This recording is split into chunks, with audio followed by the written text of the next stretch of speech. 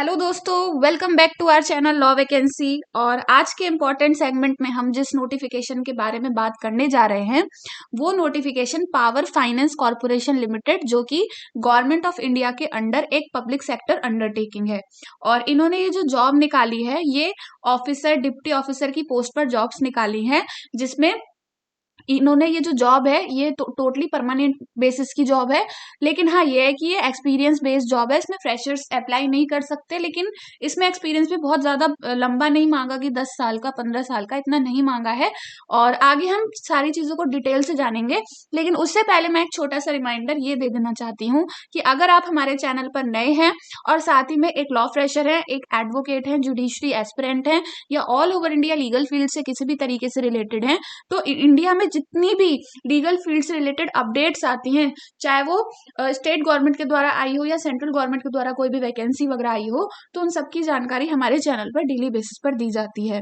इसीलिए आप हमारे चैनल को सब्सक्राइब कर लें एंड बेल आइकन को प्रेस कर दें, ताकि डेली बेसिस पर जो भी नोटिफिकेशन आ रहा है वो आपसे मिस ना हो। तो आइए देखते हैं कि इसका सारे डिटेल्स क्या रहने वाला है।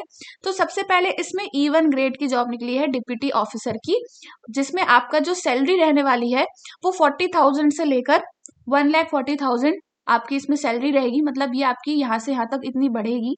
फिर उसके बाद इसमें नंबर ऑफ पोस्ट की बात की जाए तो आपकी इसमें टोटल 3 वैकेंसीज निकली हुई हैं, जिसमें अनरिजर्व कैटेगरी की 2 वैकेंसीज हैं, SC वालों की 1 वैकेंसी है।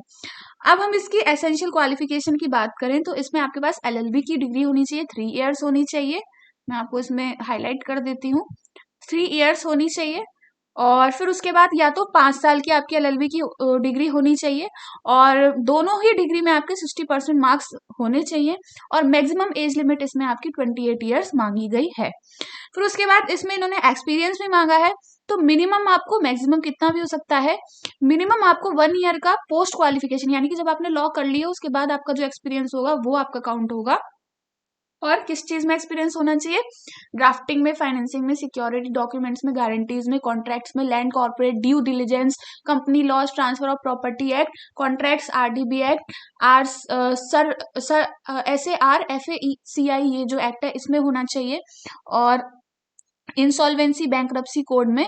और आपका candidates having certificate and documentation involved in sole lending consortium funding of large project in power infrastructure sector, recovery, resolution cases, इन सब में आपका एक्सपीरियंस होना चाहिए। फिर जो दूसरी इसमें वैकेंसी है वो है E1, और इसमें डिप्यूटी ऑफिसर 2 की इसमें पोस्ट निकली हुई है। और इसमें आपकी सैलरी 40,000 से लेकर वही 1,40,000 तक जाएगी। और इसमें आपकी 2 वैकेंसीज निकली हुई हैं, अनरिजर्व में 1 है, OBC में 1 है। तो टोटल मिला के इस अगर दोनों पोस्ट की बात करूं तो 5 वैकेंसीज इसमें आपकी निकली हुई है। और अगर आपका इसमें एसेंशियल क्वालिफिकेशन ये मांगा है कि आपके पास अगर LLB की डिग्री, मतलब LLB की डिग्री इसमें डिजायरेबल बोली गई है। कंपनी सेक्रेटरी जो है वो भी अप्लाई कर सकते हैं ICSI से जो है।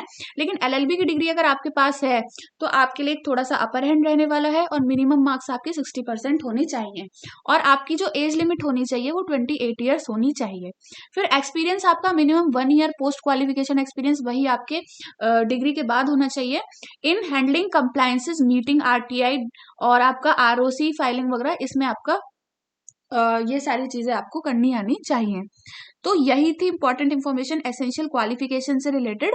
और अब हम आगे बात कर लेते हैं कि इसमें आपका सैलरी क्या रहने वाला है, कंपनसेशन पैकेज वगैरह। तो आपकी इसमें डिप्टी ऑफिसर की ही जॉब निकली हुई है, तो वही आपका सारा सैलरी रहेगी 40,000, मतलब आपकी बेसिक पे रहेगी। फिर उसमें इन्होंने मतलब आपका सारा जितना भी परसेंटेज निकाल के, तो टोटल आपकी 83,880 इन हैंड सैलरी हो सकती है। और वैसे वैसे वो आगे बढ़ती जाएगी। फिर आपको अदर बेनिफिट्स भी इसमें प्रोवाइड किए जाएंगे।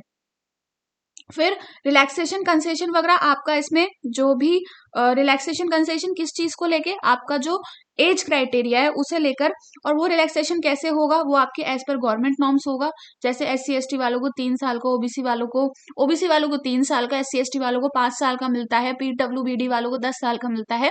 तो आपका ये इसमें ये रहने वाला है कि आपका एज क्राइटेरिया कैसा रहेगा। अब उसके बाद जनरल कंडीशंस की बात कर लेते हैं। तो आपकी जो लॉ की डिग्री होनी चाहिए, इसमें इन्होंने मेंशन किया है कि इन्हीं यूनिवर्सिटी से ऑब्टेन होनी चाहिए, तभी माना जाएगा। तो इसमें कौन कौन सी यूनिवर्सिटीज हैं? National law school of India Bengaluru, NLU Delhi, NALSAR law of Hyderabad, West Bengal, Symbiosis law Pune, और Jamia Millia Islamia IIT Kharagpur Gujarat, national law university, Shiksha Anusandhan Bhubaneswar, और आपका कलिंग इंस्टीट्यूट अलीगढ़ मुस्लिम यूनिवर्सिटी, आपका इसमें B R Ambedkar college of law Visakhapatnam, Guru Gobind Singh Indraprastha university, और लवली प्रोफेशनल यूनिवर्सिटी राम मनोहर लोहिया एनएलयू। तो इनसे आपको ऑब्टेन, इन्होंने बोला है eligibility, eligible institute NIRF top 20 to consider LLB 3 year 5 year integrated law course for deputy officer 1। तो ये आपका इसमें जो आपका इसमें सिलेक्शन क्राइटेरिया रहेगा, अगर आपकी इन यूनिवर्सिटी से लॉ है तो आपको इसमें सेलेक्ट किया जाएगा या आपको इसमें प्रेफरेंस दी जाएगी।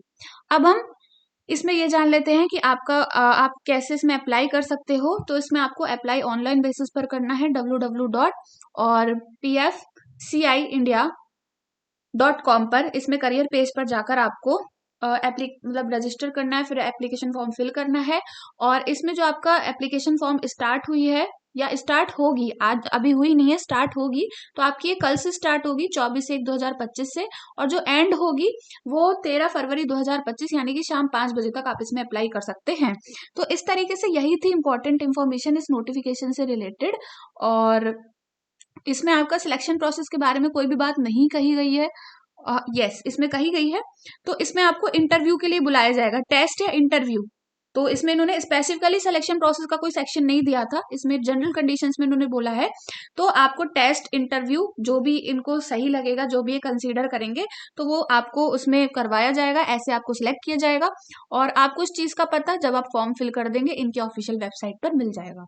तो यही थी इंपॉर्टेंट इन्फॉर्मेशन इस नोटिफिकेशन से रिलेटेड।